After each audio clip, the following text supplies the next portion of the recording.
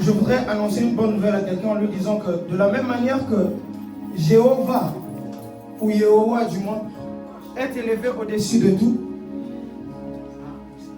l'apôtre Paul dit que nous sommes en Christ. Je voudrais dire à quelqu'un que de la même manière que Yehowa est élevé au-dessus de tout,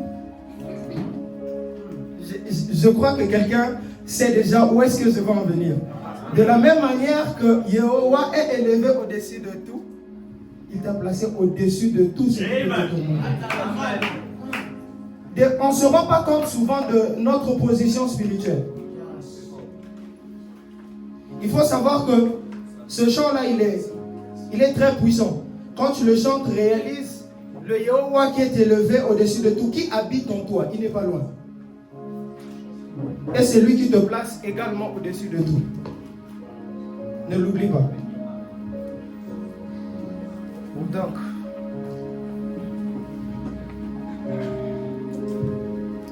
pour ceux qui ne me connaissent pas,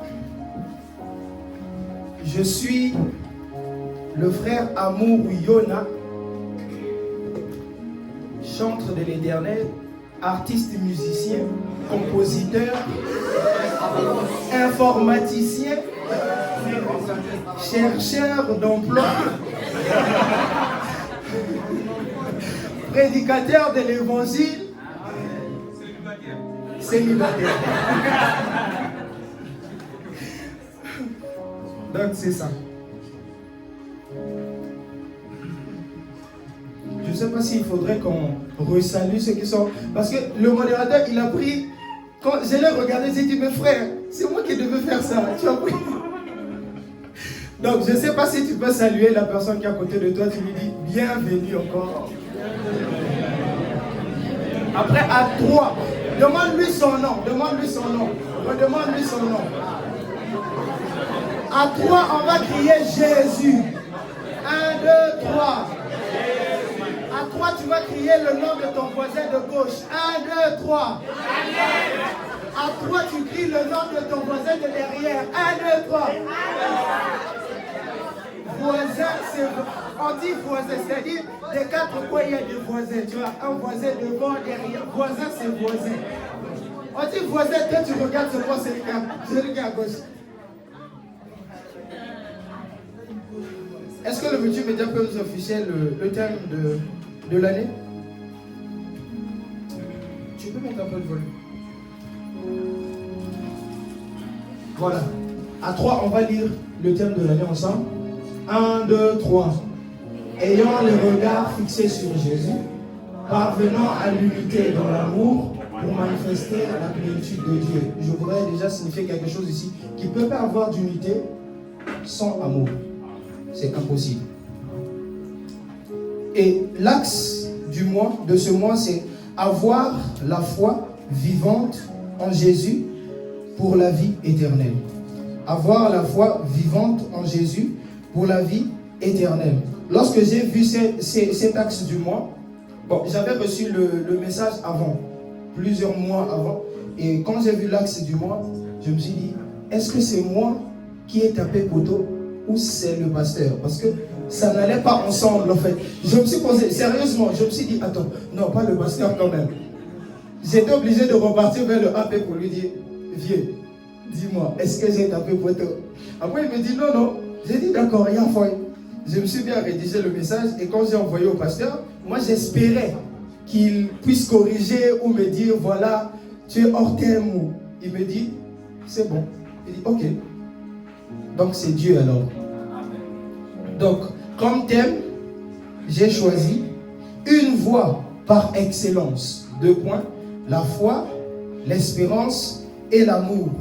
L'amour étant le plus grand de ces choses. Une voie par excellence. La foi, l'espérance et l'amour. L'amour étant le plus grand de ces choses. 1 Corinthiens chapitre 12, verset 31. 1 Corinthiens 12, 31. L'apôtre Paul, après avoir parlé des dons spirituels aux Corinthiens, il leur dit ceci. Aspirez aux dons les meilleurs. C'est aspirer aux meilleurs dons. Et je vais encore vous montrer une voie par excellence. Et il continue au verset 13. C'est la voie par excellence, et au chapitre 13 plutôt. C'est la voie par excellence en question. Moi, je l'ai appelé foi, espérance et amour. Avec l'amour étant le plus grand de ces choses. Foi, espérance et amour. Avec l'amour étant le plus grand de ces choses.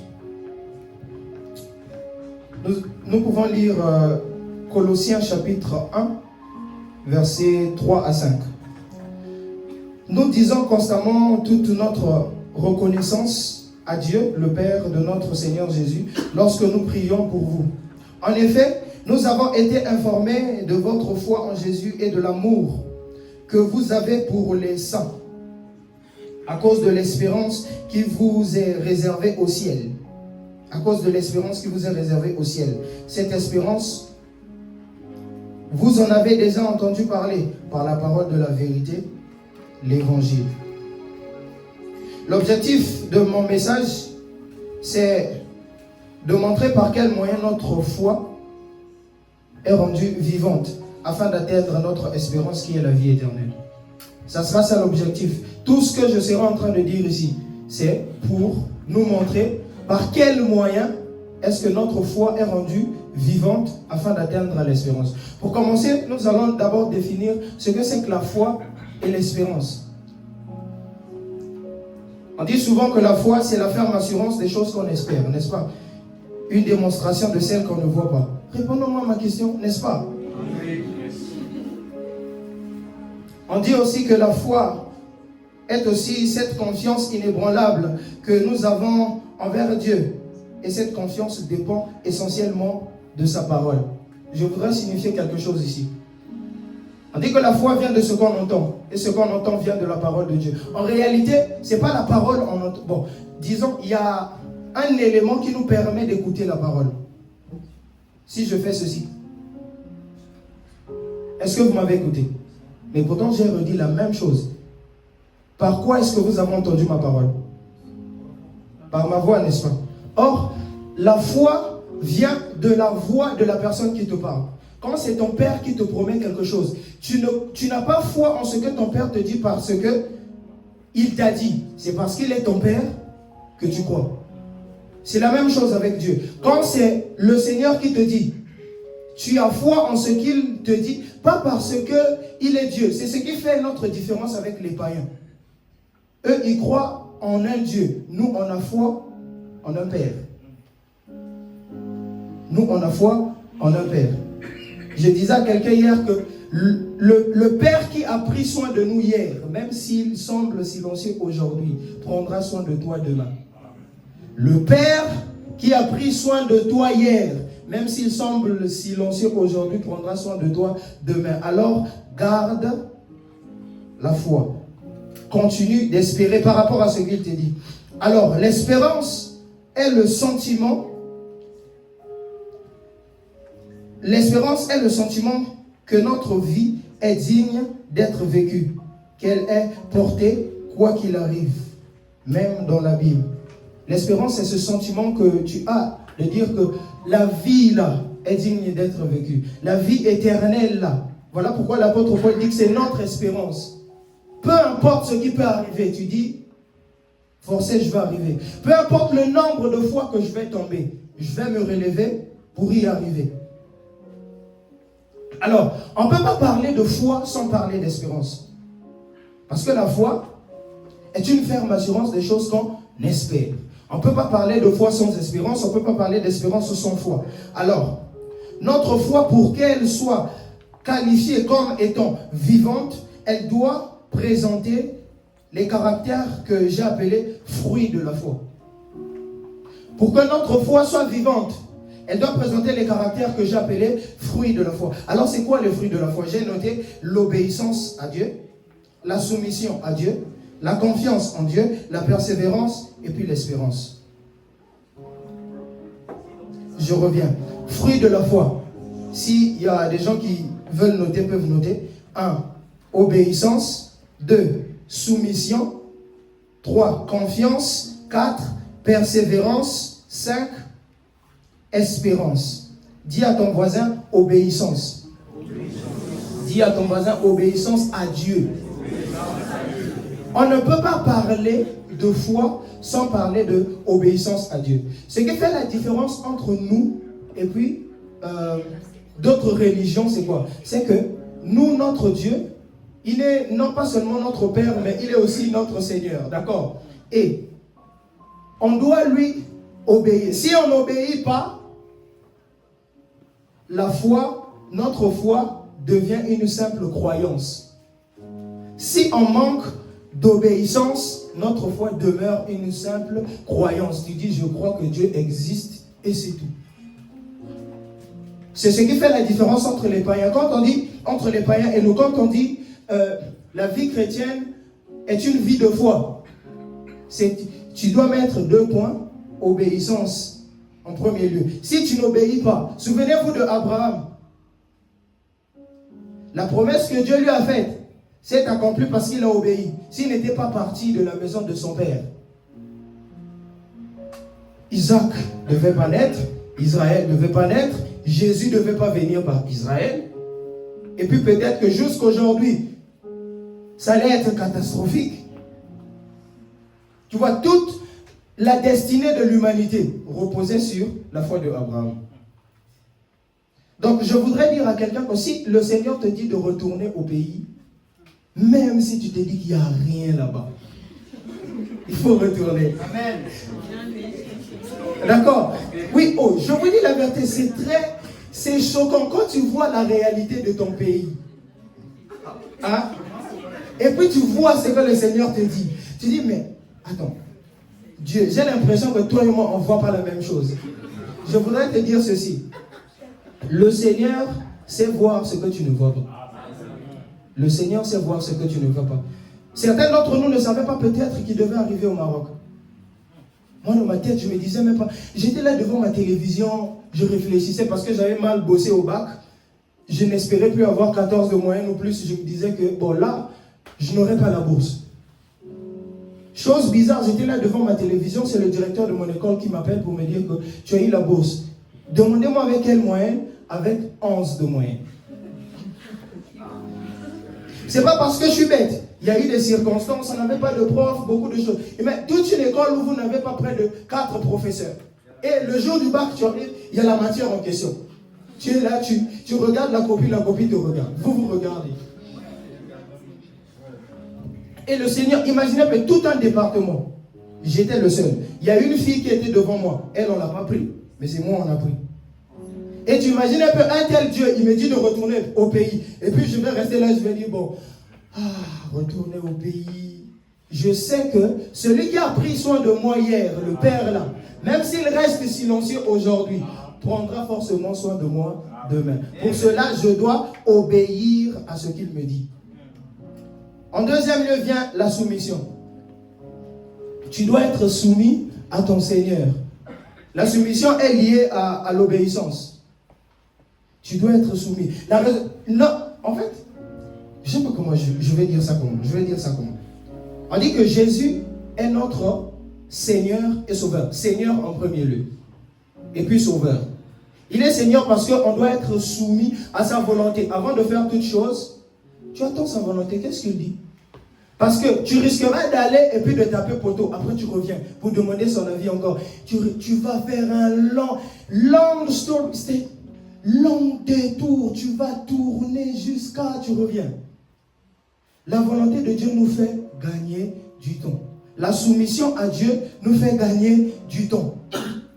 En troisième lieu, c'est la confiance. Une confiance inébranlable. C'est ton Père, ce qu'il a dit là.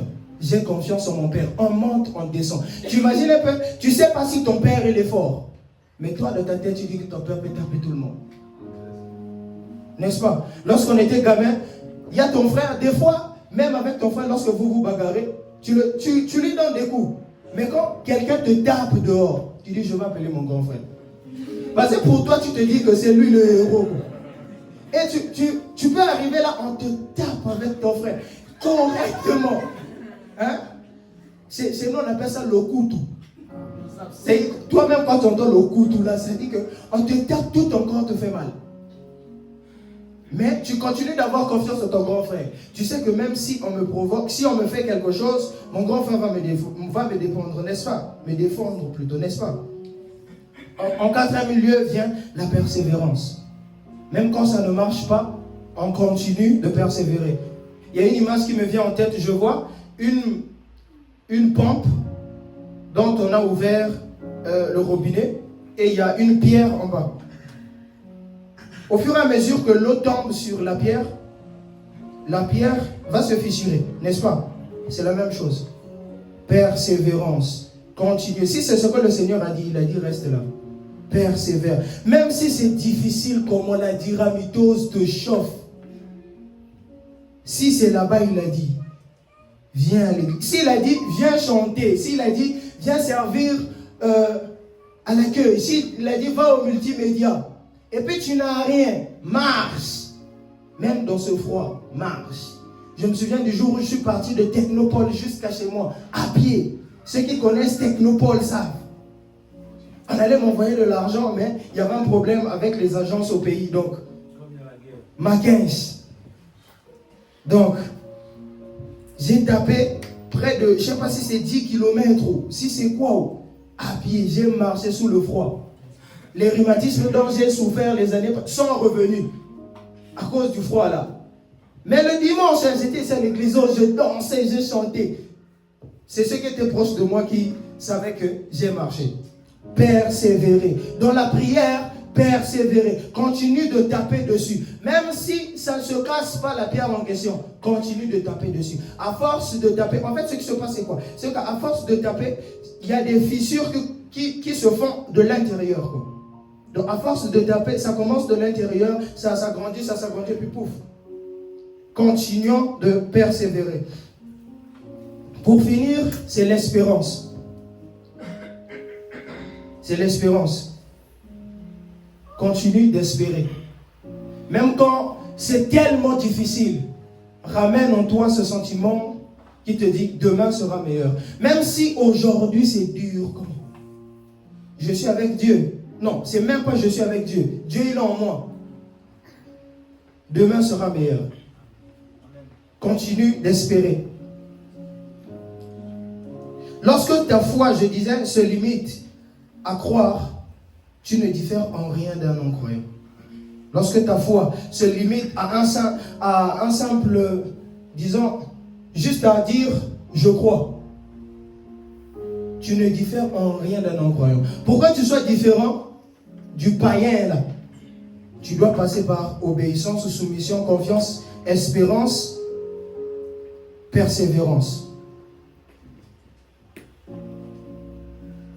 Alors,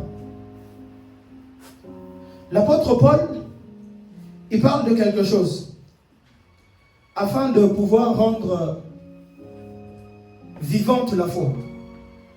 Il parle de l'amour. Ne vous inquiétez pas, on va lire ce verset-là. D'accord? Dans tout ce qu'on vient de voir ici, là, le moyen pour rendre tout ça vivant, c'est l'amour d'abord. L'amour est égal au caractère de Dieu, à la personne même de Dieu. On dit que Dieu est, moi je suis amour, mais je ne suis pas amour. C'est-à-dire, on m'appelle amour. C'est mon père qui m'a appelé comme ça. Je lui ai demandé un jour, pourquoi tu m'appelais comme ça? Il dit que c'est pour que je sois la réincarnation de l'amour. J'ai dit, attends. Et la grâce que j'ai eue, c'est de connaître Jésus. C'est que non seulement je m'appelle amour, j'ai en moi la personne qui me rend amour. Comme lui, il est amour. Alors, c'est quoi l'amour? C'est quoi l'amour? L'amour dont l'apôtre Paul parle est appelé en grec agapé. C'est une relation qui se manifeste par des actions concrètes comme la patience, la bonté, le pardon. Je réitère. Excusez-moi.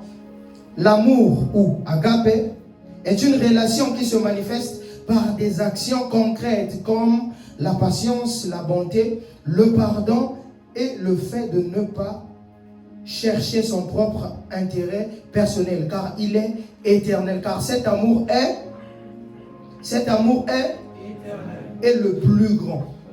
C'est la nature de Dieu. L'amour c'est great. Alors, l'amour de Dieu à l'égard de l'homme, c'est ce qui nous donne la possibilité de croire ou d'avoir la foi en lui. Pourquoi? Parce qu'il a donné son fils à la croix. C'est cet amour qui nous a donné la possibilité d'avoir la foi en Dieu. Et si Dieu n'avait pas manifesté son amour à l'égard de l'homme, on n'aurait pas aujourd'hui la foi en Dieu, c'est-à-dire obéissance, confiance, soumission, espérance de la vie éternelle et tout ce qui va avec.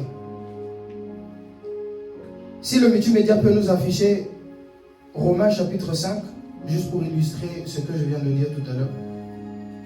Romains chapitre 5, verset 8. Mais Dieu prouve son amour envers nous en ce que, lorsque nous étions encore des pécheurs, Christ est mort pour nous. Lorsque nous étions encore des pécheurs, Christ est mort pour nous. C'est à cela que Dieu a prouvé son amour. Cet amour, lors de notre nouvelle naissance, l'amour de Dieu, là, lors de notre nouvelle naissance, il nous donne son esprit. Et son esprit imprime en nous son caractère. D'accord? L'esprit de Dieu imprime en nous le caractère de Dieu, imprime en nous l'amour de Dieu. D'accord? C'est bon? Fais ceci, fais ceci. De côté?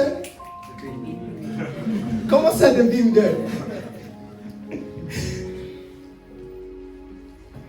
Donc, l'amour de Dieu a été prouvé à la croix. Parce que la plus grande preuve d'amour que quelqu'un puisse faire, ou même Dieu, il a donné un exemple, c'est donner, c'est pas recevoir. La plus grande preuve d'amour qu'on puisse faire, c'est donner, et non pas recevoir. Retiens cela, ne l'oublie pas. La plus grande preuve d'amour, ce n'est pas recevoir, c'est... La plus grande preuve d'amour, ce n'est pas recevoir, c'est... Cet amour-là, dont nous sommes en train de parler, est l'expression même de notre foi, qui englobe soumission, obéissance, confiance, dépendance à Dieu. Galates 5, 6. Galates chapitre 5, verset 6. En effet, en Jésus-Christ, ce qui a de l'importance, ce n'est ni la circoncision, ni l'incirconcision, mais seulement la foi qui agit à travers... La foi qui agit à travers quoi? La foi qui agit à travers quoi? Chez nous, on dit Kitoko. On va dire à 3, 1, 2, 3, go. Super. Donc, cet amour dont nous sommes en train de parler, l'apôtre Paul l'illustre très bien dans 1 Corinthiens chapitre 13. Moi, j'ai appelé ça quelques caractéristiques de l'amour de Dieu. Il n'a même pas parlé de tout. Il a juste parlé de quelques caractéristiques de cet amour de Dieu que le Saint-Esprit imprime en nous. Bien que c'est lui qui imprime ça en nous, on doit manifester ça. Non, c'est même pas on doit manifester, on doit laisser le Saint-Esprit le manifester par nous. J'ai cité, en premier lieu, l'amour est sans hypocrisie. L'amour est sans hypocrisie. L'apôtre Paul le dit dans Romains chapitre 13, verset 9. L'amour est sans hypocrisie. Tu ne peux pas poser une action pour aider un frère et puis dans ta tête tu penses autre chose. L'amour est patient. Que les forts supportent les faibles. Ton frère t'énerve peut-être. Sois patient envers lui. Parce que le Seigneur était en train de me dire ce matin lorsque je priais que cette année, il sera en train de travailler sur notre caractère. Tout ce qui va se faire ici, ça sera pour travailler notre caractère. Alors, on doit être patient envers les frères et les sœurs. Si tu crois que toi, tu es trop grand spirituellement, sois patient envers celui-là que tu traites de petit. Chez nous, on dit bébé spirituel. celui que tu traites de bébé spirituel là, sois patient envers lui. Sois patient envers ton frère. Une autre chose, c'est l'amour n'est pas orgueilleux. L'orgueil, les frères, ce n'est pas ce que les gens voient en toi d'abord. Lorsque les gens te voient, ils disent non, tu t'es bien habillé, ils disent non, le frère là, il est orgueilleux. Ça n'a rien à voir. L'orgueil, c'est comment toi tu te vois dans ton cœur par rapport aux autres. Ce n'est pas ce que les autres voient en toi. Ce que les autres voient là, c'est l'arrogance. Ce que les autres remarquent là, ça c'est l'arrogance. L'apôtre Paul le dit après. L'orgueil, c'est comment toi tu te vois par rapport aux autres. L'humilité aussi, c'est comment toi tu te vois par rapport aux autres. L'apôtre Paul dit que l'humilité vous fasse voir comme étant petit par rapport aux autres. Vous devez savoir, l'une des choses que l'Église tout entière, l'Église, le corps de Christ, a perdu, c'est la capacité de comprendre que on peut apprendre de tout le monde. On est humble lorsqu'on dit que, lorsqu'on accepte qu'on peut apprendre de tout le monde, de n'importe qui. Je vous dis la vérité, même d'un païen, tu peux apprendre au travers de sa vie. Parce qu'on n'apprend pas seulement des réussites, on apprend aussi des erreurs. Les deux personnes qui peuvent te donner des conseils extraordinaires pour exceller dans la vie, c'est premièrement la personne qui a échoué. Deuxièmement, c'est la personne qui a réussi. D'accord? L'amour n'est pas orgueilleux. L'amour n'est pas arrogant. Je le disais tout à l'heure. L'amour n'est pas arrogant. C'est pas parce que je chante peut-être que je vais commencer à faire les macalanas comme on dit chez nous. Genre pour se faire voir quoi. Pour dire moi c'est moi le micro d'or. C'est moi qui a l'onction. L'amour ne soupçonne point le mal. Dès que tu entends qu'il y a quelque chose qui a disparu à l'église, dans ta tête, déjà tu vois un frère. Tu dis, on monte, on descend. C'est le frère là. Tout ça pourquoi? Parce que lors de sa conversion, il a dit qu'il était voleur. Hein? Parce que, c'est-à-dire tu n'es ni patient envers ton frère pour qu'il change. Tu crois toujours qu'il est demeuré voleur quoi. L'amour supporte tout. Tout, c'est tout. Dis à ton frère, tout, c'est tout. Voilà. C'est pas, il n'y a pas quelque chose genre non, ça, je ne peux pas supporter ça. C'était trop dur. Frère, tout, c'est tout.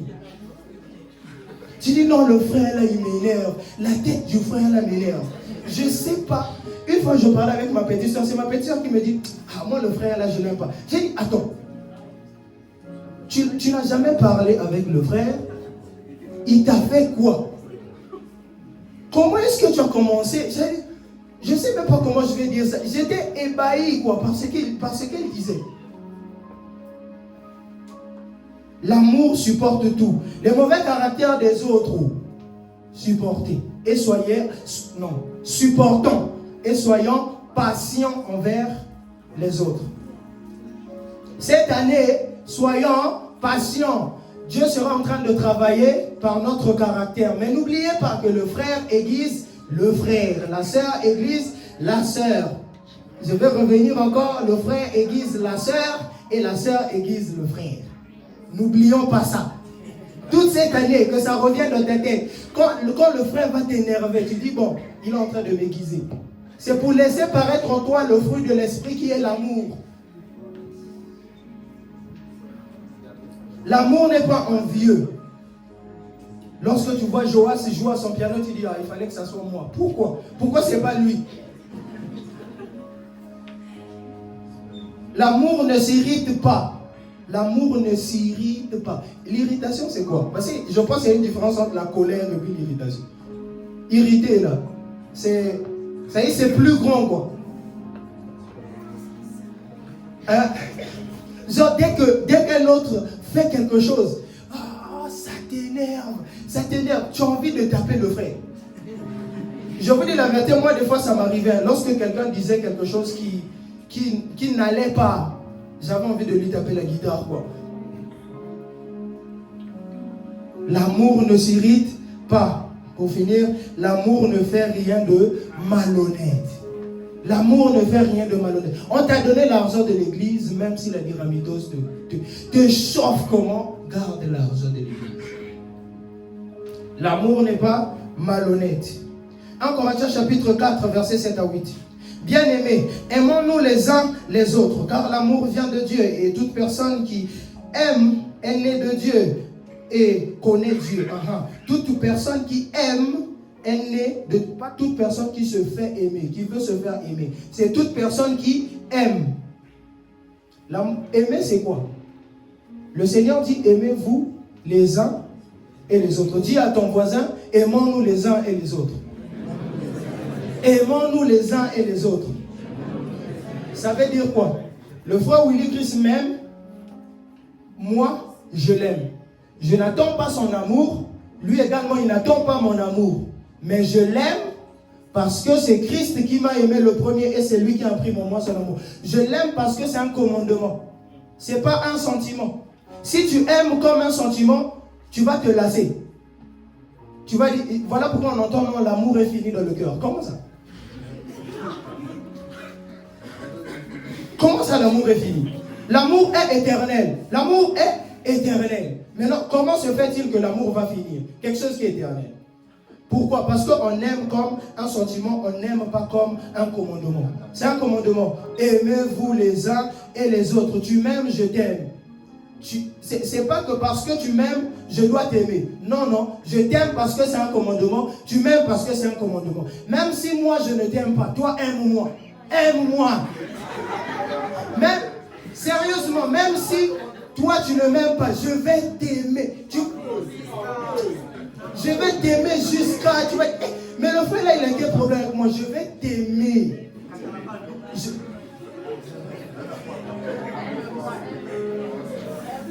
Donc, je disais au début que la plus grande preuve d'amour que nous puissions donner à quelqu'un ou à notre frère, c'est donner. La même chose avec Dieu. Si tu dis que tu aimes tellement Dieu, est-ce que tu lui donnes ton temps? That is question. Est-ce que tu lui donnes ton temps? Tu dis que j'aime mon frère. On ne peut pas comprendre que des gens qui sont dans une église disent qu'ils s'aiment, mais ils n'aiment pas passer du temps ensemble. C'est-à-dire que c'est inconcevable, c'est incroyable. Comme le frère Chance a dit, c'est doi. Votre amour là, notre amour là sera doi si on dit qu'on s'aime, mais on ne passe pas du temps ensemble. Alors, 1 Jean plutôt, chapitre 3, versets 14 à 18. Quant à nous, nous savons que nous sommes passés de la mort à la vie parce que nous aimons les frères et les sœurs. Celui qui n'aime pas son frère reste dans la mort. Je te dis que si tu n'aimes pas ton frère comme un commandement, tu restes dans la mort.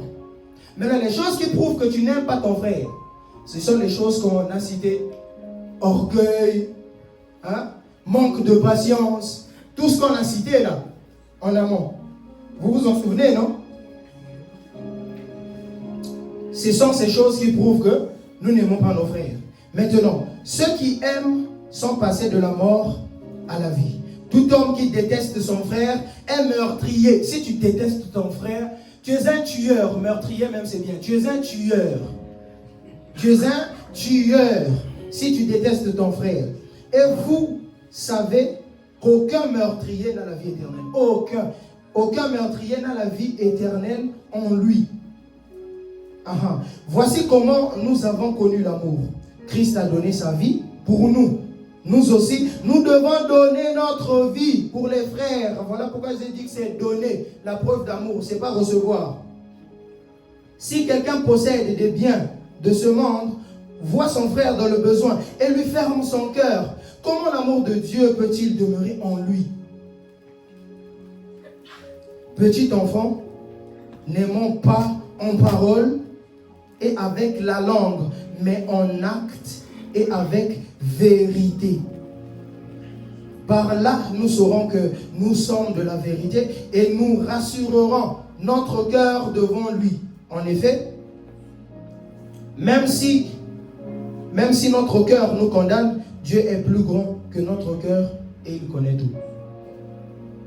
Quand tu retiens ces choses, hypocrisie, patience, orgueil, arrogance, intérêt, soupçonnement du mal, quand tu retiens toutes ces choses, ça reste dans ton cœur, et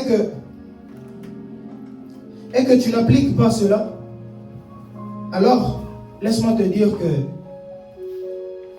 tu demeures dans la mort. Tu n'es pas passé de la mort à la vie.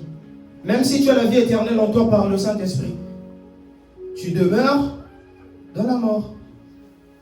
Seulement parce que tu es orgueilleux et parce que tu es arrogant. Alors, je vais lire la conclusion. Ce qui prouve que nous sommes nés de nouveau et que nous sommes passés de la mort à la vie, c'est le fait que nous aimons les frères.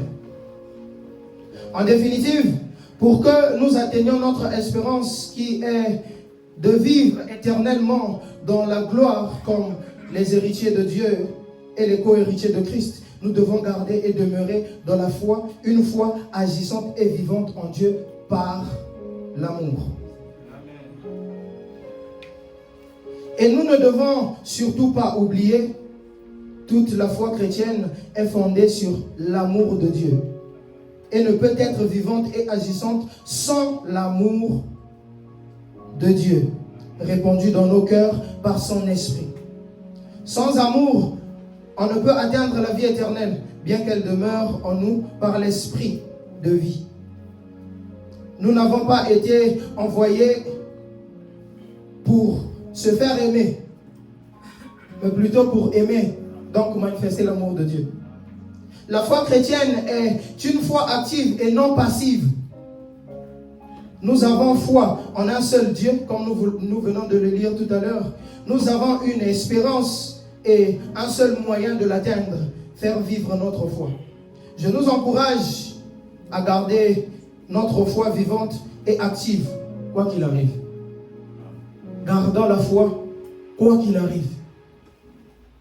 Gardons-la vivante et active, quoi qu'il arrive. Alors je voudrais nous emmener à prier. J'entendais dans mon esprit, lorsque je préparais cet enseignement, résolution de vivre totalement ma foi, que ça ne se limite pas à croire, mais que je me soumette, que j'obéisse, que j'ai confiance, que je continue d'espérer.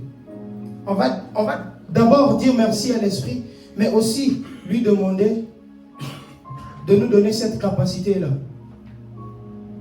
de demeurer, de laisser paraître l'amour de Dieu. Alors, de là où tu es, commence à élever ta voix et à rendre grâce au Seigneur pour cette parole. Adonai, je te dis merci. Merci pour cette parole que tu nous as donnée ce matin. Merci parce que c'est une nourriture qui fera vivre notre être. Merci parce que tu seras en train de développer ton caractère en nous et de paraître par